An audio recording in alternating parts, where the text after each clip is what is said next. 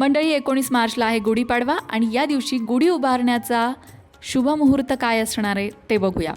19 मार्चला गुढीपाडवा आहे आणि 19 मार्चला सकाळी 6:53 तुम्ही गुढी उभारू शकता. गुढीपाडव्याच्या दिवशी सकाळी लवकर उठायचं आहे. गुढीपाडव्याला सुद्धा अभ्यंग स्नान केलं जातं. हे तुम्हाला माहिती होतं का? कमेंट करून नक्की सांगा. अभ्यंग स्नान झाल्यानंतर सगळ्यात आधी घरातल्या सगळ्या देवतांची पूजा करायची आहे. देवतांची पूजा झाली की सूर्योदयानंतर गुढीसुद्धा उभारायची आहे. दारात सुंदर रांगोळी काढायला विसरायचं नाही. घराला सुशोभित करायला विसरायचं नाही. नवीन वर्ष जर सकारात्मक जावं असं वाटत असेल तर नवीन वर्षाच्या पहिल्या दिवसाची सुरुवात दमदार व्हायला हवी. आता अनेकांचे प्रश्न असतात की गुढीपाडवा आहे तर आम्ही नवीन घरात प्रवेश करू शकतो का? त्याच्यानंतर आम्ही नवीन खरेदी करू शकतो का? आम्ही आमच्या नवीन ऑफिसचं उद्घाटन करू शकतो का? तर मंडळी, तुम्हाला माहिती आहे गुढीपाडवा हा 3.5 मुहूर्तांपैकी एक मुहूर्त आहे. त्यामुळे या दिवशी तुम्हाला काहीही विचारण्याची गरजच नाही. अगदी कोणतंही शुभकार्य तुम्ही या दिवशी करू शकता. नवीन घरात प्रवेश करायचा असेल, नवीन घर घ्यायचं असेल, नवीन ऑफिसचं उद्घाटन करायचं असेल किंवा तुम्हाला सोनं खरेदी करायची आहे, गाडी खरेदी करायची आहे, कुठल्याही प्रकारचं छोटं मोठं शुभकार्य आहे ते तुम्ही गुढीपाडव्याला मुहूर्त न बघता करू शकता. संपूर्ण दिवसच शुभ असतो. हे तर झालं शुभकार्याचं. पण नवीन वर्ष सुरू होत आहे. हे येणारं वर्ष तुमच्यासाठी कसं असणार आहे हे तुम्हाला जाणून घ्यायचं असेल तर आपल्या लोकमत भक्ती चॅनलवर एक व्हिडिओ आहे. त्यामध्ये तुमच्या राशीनुसार गुढीपाडव्यापासून सुरू होणारं हे नवीन वर्ष तुमच्यासाठी कसं असणार आहे हे सांगण्यात आलं आहे. त्या व्हिडिओची लिंक तुम्हाला डिस्क्रिप्शन बॉक्समध्ये मिळेल. तो व्हिडिओ नक्की बघा.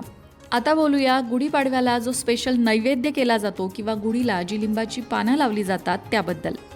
गुढीचा नैवेद्य आयुर्वेदाचार्य सुश्रुताने चरक संहितेत सांगितल्याप्रमाणे आयुर्वेदिक औषध म्हणून कडुलिंबाची कोवळी पानं, फुलं, गूळ, साखर, मिरे, जिरे, हरभऱ्याची डाळ, ओवा, हिंग, धने, मीठ यांचं मिश्रण एकत्र वाटून प्रत्येकाला थोडा थोडा प्रसाद म्हणून देतात.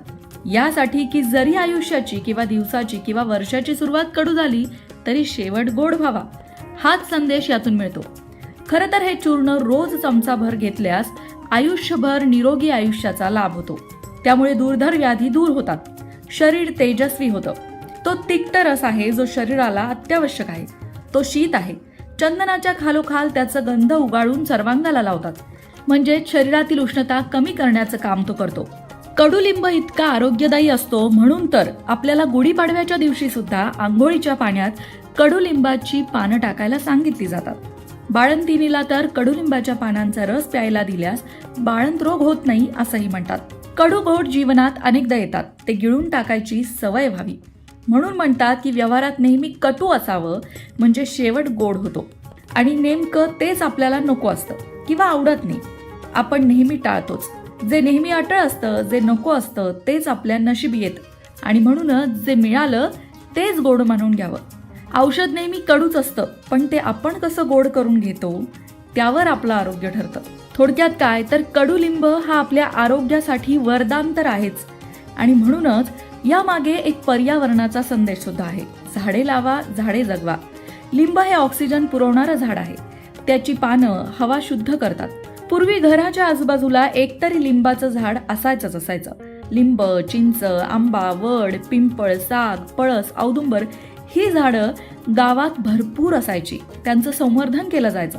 याचं कारण ही वृक्ष थंडगार सावली तर देतातच पण लाकूड फाटा, सरण, बांधकामासाठी लागणारं लाकूड, पालापाचोळ्याचं खत, फुलं, फळं सगळंच औषधी या झाडांचं असतं. पशुपक्षी आणि मानव दोघांनाही झाडं कल्पवृक्षच असतात. पण आता तुमच्या लक्षात आलं असेल की इथेही पाश्चिमात्य विचारांनी घुसखोरी करून आपल्या नकळत आपली संस्कृती आणि आपल्या पर्यावरणाची हानी चालवली आहे. हे वृक्ष लावणं बंद झालं आहे. तुम्ही बघितलं असेल की काही काळापासून विदेशी भरपूर कचरा करणारी, फळ आणि फुलं न देणारी झाडंच शोची झाडं म्हणून लावली जातात. पण आपण आपली संस्कृती ओळखायला हवी आणि गुढीपाडव्याच्या दिवशी एकतरी लिंबाचं झाड लावायला हवं.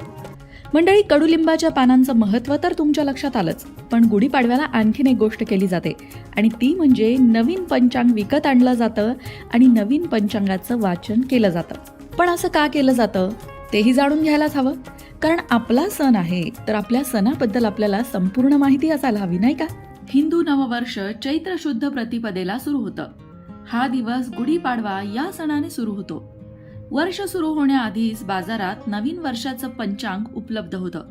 पूर्वी आत्तासारखी घरोघरी दिनदर्शिका नसे, त्यामुळे तिथी, काळ, नक्षत्र, मुहूर्त सगळं काही पंचांगावरूनच कळत असे. त्यामागे शास्त्रकारांचा गाढ अभ्यास होता. पूर्वी मुद्रणकला अस्तित्वातच नसताना पंचांग हस्तलिखित होतं. गावातील जोशी पुराणिक गुढीपाडव्याच्या दिवशी घरोघरी जाऊन यजमानांना पंचांग वाचून दाखवत असत. मोबदल्यात यजमान त्यांना शिदा आणि दक्षिणा देत असत, कारण तेच त्यांच्या उदरनिर्वाहाचं माध्यम होतं. शास्त्रीजींच्या पंचांग वाचनामुळे गावकऱ्यांच्या ज्ञानातही भर पडत असे. महिना कधी बदलणार आहे, सण उत्सव कधी येणार आहेत, ग्रहण कधी आहे, अधिक मास आहे का, असेल तर तो केव्हा आहे आणि कोणत्या महिन्यात आहे याची माहिती वर्षारंभी करून घेतली जात असत आणि त्यानुसार लोकांचे कामाचे वार्षिक नियोजनही ठरत असे. आता आपण इंग्रजी नवीन वर्षानुसार दिनदर्शिका आणतो आणि सणवारांची दखल घेण्याआधी वर्षभरात किती सुट्ट्या मिळणार आहेत यांची आकडेवारी काढतो. याचे कारण कामापेक्षा आपल्याला सुट्ट्यांची जास्त ओढ असते. परंतु पूर्वी तसं नव्हतं. प्रत्येक जण आपल्या आवडीचे काम निष्ठेने आणि प्रामाणिकपणे आणि श्रद्धेने करत असल्यामुळे कामाचा कंटाळा आणि सुट्टीची ओढ नव्हती. सणवार उत्सव ही तर दुप्पट कामं करण्याची आणि कमाई करण्याची पर्वणी असे. त्यामुळे कामात गुणवत्ता आणि समाजात सुखसमाधानाचं वातावरण असे. याच श्रद्धेने लोक वर्षारंभी सर्व सणांचा आढावा घेऊन कामाची आणि घरगुती समारंभांची आखणी करत असत. पंचांग श्रवणामुळे गंगा स्नानाचे पुण्य लाभते, आयुष्य वाढते, पापांचा नाश होतो, अशी सुद्धा लोकांची श्रद्धा असे. आणि म्हणूनच दर वर्षारंभी पंचांग वाचनाचा किंवा श्रवणाचा कार्यक्रम ठरलेला असे. आपण दर दिवशी दिनदर्शिका पाहतोच, परंतु वर्षारंभी पंचांगातील सुरुवातीचे वार्षिक फल वाचून आपणही आपली परंपरा जपूया. नव्या पिढीच्या हाती पंचांग सोपवून त्यांच्याकडूनही वाचन करून घेत आपल्या समृद्ध परंपरेशी नाळ जोडण्याचा प्रयत्न करूया. मग मंडळी, गुढीपाडव्याच्या दिवशी पंचांगाची पूजा करण्याची आणि पंचांग वाचन करण्याची ही परंपरा तुमच्या घरी आजही पाळली जाते की नाही? कमेंट करून सांगायला विसरू नका. आणि गुढीपाडव्याच्या तुम्हाला सगळ्यांना हार्दिक हार्दिक शुभेच्छा. मंडळी, वास्तुशास्त्र, ज्योतिषशास्त्र, अंकशास्त्र यासारख्या विषयांवर तुमच्या मनात काही शंका असतील तर त्या कमेंट बॉक्समध्ये नक्की विचारा. तुमच्या प्रश्नांची उत्तरं घेऊन येण्याचा प्रयत्न आम्ही नक्कीच करू.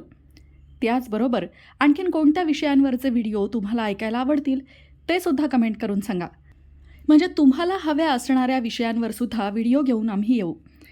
ज्योतिषशास्त्र, अंकशास्त्र, वास्तुशास्त्र यांसारख्या विषयांवरचं योग्य मार्गदर्शन तुमच्यापर्यंत पोहोचवण्याचा आमचा हा प्रयत्न आहे. तेव्हा तुमच्या शंका कमेंट बॉक्समध्ये नक्की विचारा. अशाच प्रकारच्या माहितीपूर्ण व्हिडिओंसाठी लोकमत भक्ती चॅनलला सबस्क्राईब करा आणि बेल आयकॉनवर सुद्धा क्लिक करा, म्हणजे आमच्या नवनवीन व्हिडिओचं नोटिफिकेशन तुम्हाला मिळत राहील. तसंच योग्य आध्यात्मिक मार्गदर्शनासाठी लोकमत भक्तीच्या फेसबुक पेजला फॉलो करायला विसरू नका.